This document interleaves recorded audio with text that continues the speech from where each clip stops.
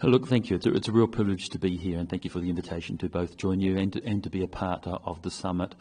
You know, I think the fact that we're holding the summit in India is a recognition by the rest of the world of the global importance and impact that India can have. I mean, if you look at the first summits, Bletchley, Seoul, Paris, and here we are now in India, that's a reflection of the importance of AI, but also the contribution that India is making.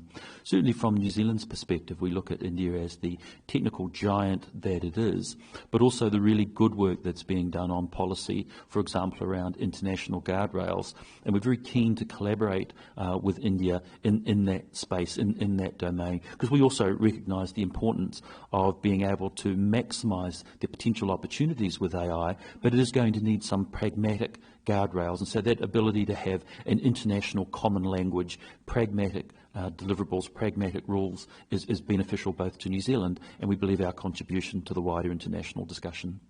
Right. Minister, with India's focus on safe and trusted AI frameworks and New Zealand's own evolving AI policies, how can the two countries converge on principles for ethical AI governance, particularly on data protection, transparency and accountability?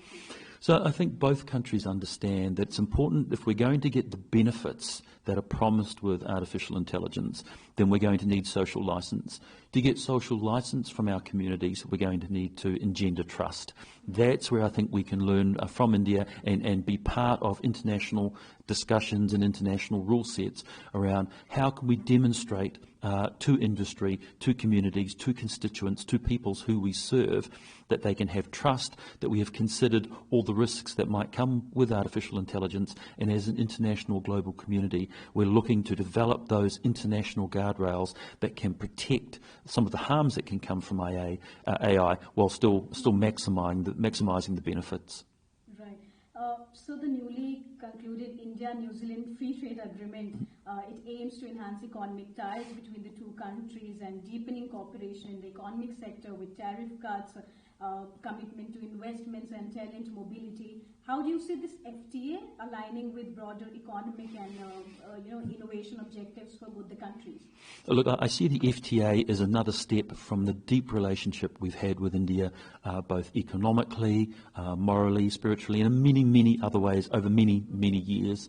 And so the FTA provides that opportunity to step up our level of collaboration, to further develop those deep, meaningful relationships, and being here at the conference and looking to both contribute but also to learn from the experience that India has had around tech, around economies, around artificial intelligence, is an opportunity to align our common thinking around common rule sets, common terminology, common frameworks to get the best out of artificial intelligence, which both countries want. And I think the FTA is another expression of the depth of that relationship. Of course.